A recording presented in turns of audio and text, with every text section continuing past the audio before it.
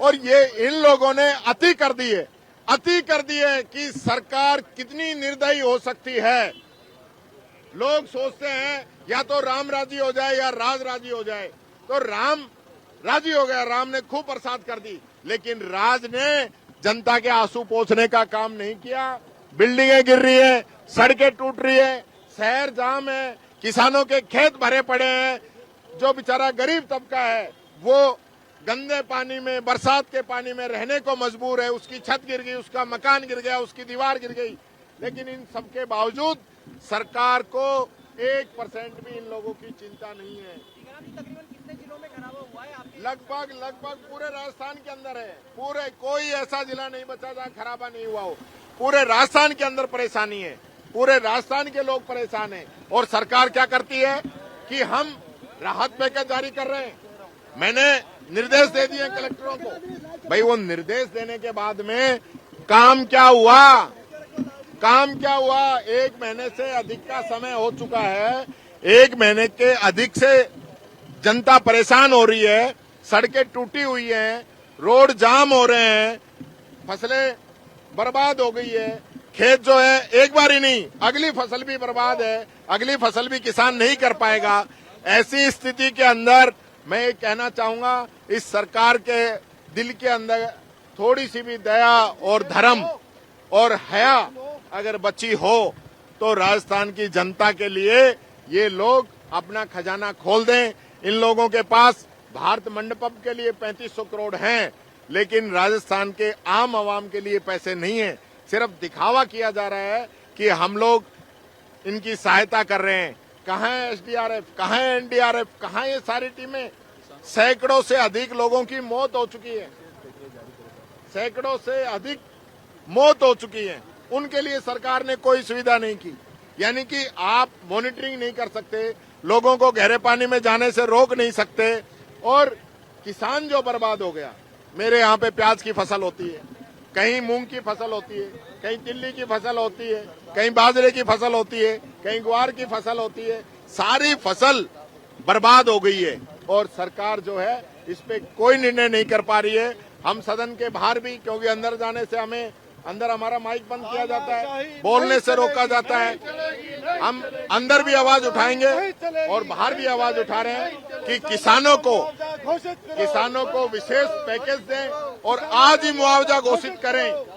आज मुआवजा घोषित करके कहे कि सरकार हम किसानों को कितना मुआवजा दे रहे हैं। और इसके अलावा जो आमजन परेशान हो रहा है, हर जगह जाम लगे हुए हैं, सड़कें टूटी हुई है, लोग घरों के बाहर सो रहे हैं, उनके रहने की जगह नहीं बची है, उनके लिए भी सरकार तुरंत कार्रवाई करे। ये हमारा निवेदन इस सरकार से रहेगा। लेकिन सत्ता पक्ष ये कह रहा है कि हम तो मुआवजा दे रहे हैं, सदन में बात नहीं कहकर इस तरीके से स्टंटबाजी कर रहा है।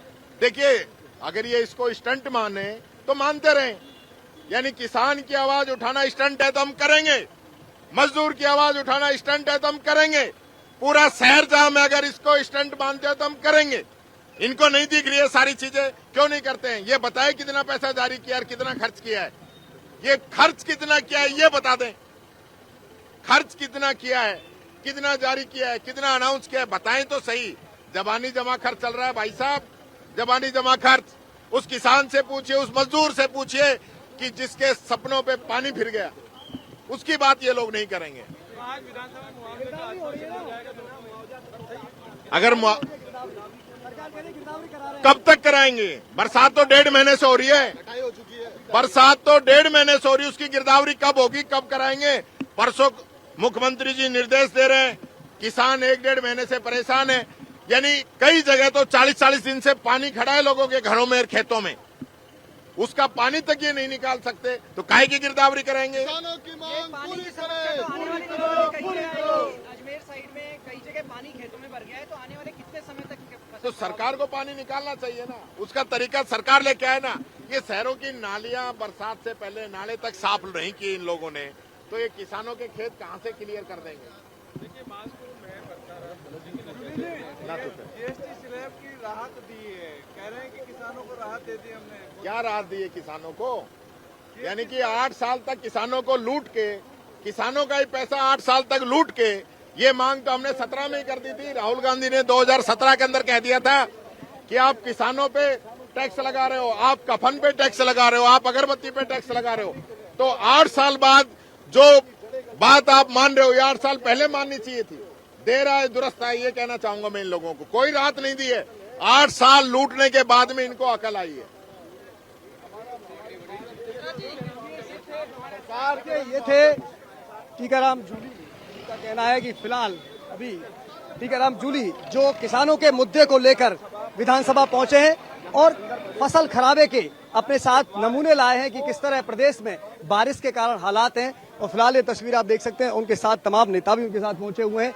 बाजरे की फसल साथ में है, अन्य फसलें जो इस समय खराब हुई हैं वो सारी आपको तस्वीरों में नजर आ रही हैं। और इसके साथ ही किसान अपने अपने मुद्दों को लेकर जिस तरह आवाज उठ रहे हैं, आज विपक्ष ने आवाज उठाई है किसानों की, और उसी बात को लेकर तमाम विधायकों से बात करेंगे। ठीक है, रफीक खान जी, क्या मामला है? मेरे हाथ में मूंग है और मूंग एक महंगी फसल है और किसानों का आप देख सकते हो, इसकी जड़ें गल चुकी है, इसकी फलियां गल चुकी है, पत्ते गल चुके हैं। किसान न ब्याज चुका पा रहा है, न बीज के पैसे चुका पा रहा है। ऐसी स्थिति में कब गिरदावरियां करेंगे, कब तय करेंगे? बाढ़ का प्रकोप 1.5 महीने से जारी है और अभी तक कलेक्टर वगैरह ने कोई कार्रवाई नहीं की है। हमारी मांग है कि सरकार मुआवजा तुरंत घोषित करे और आज ही घोषित करे। सरकार मुआवजे की मांग कर रही है, घोषित करे। और फिलहाल तमाम लोग और भी पहुंचे हैं। फिलहाल ये तस्वीर आप देख रहे हैं, किसान लोग पे जब फसल खराबी की सलाह पूरी करो।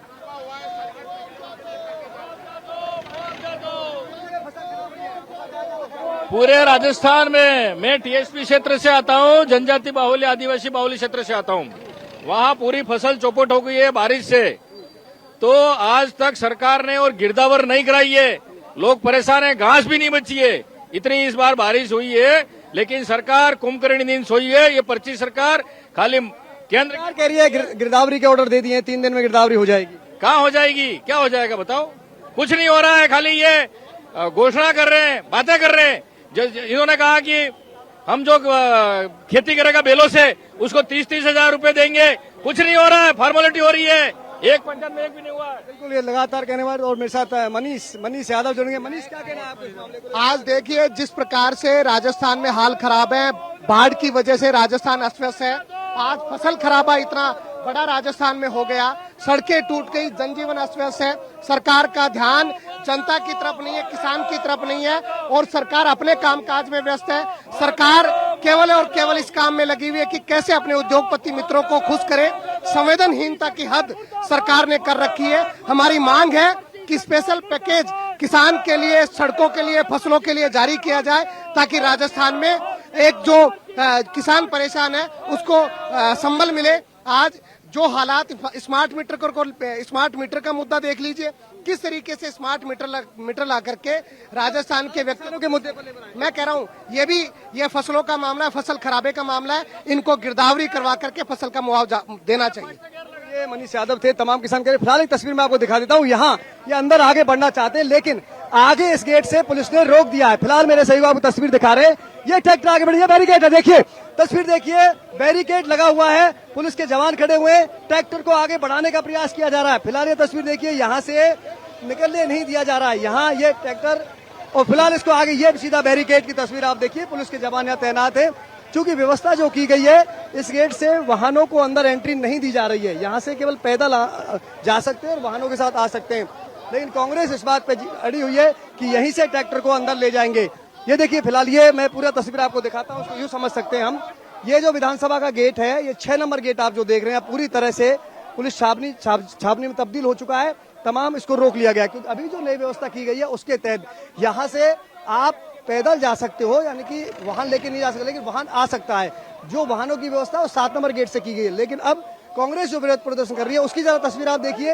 ये विरोध प्रदर्शन की तस्वीर है और ट्रैक्टर को ले जाने का प्रयास कर रहे हैं। इधर यहाँ ट्रैक्टर को ले जाने का प्रयास किया जा रहा है। ये देखिए, आप तानाशाही नहीं चलेगी, तानाशाही नहीं चलेगी, किसान को न्याय दो। आपको अंदर नहीं जाने दिया जा रहा आपको? हाँ, हम लोगों को अंदर नहीं जाने दिया जा रहा है। हम जो है हमारा किसानों की बात ये रोक नहीं सकते।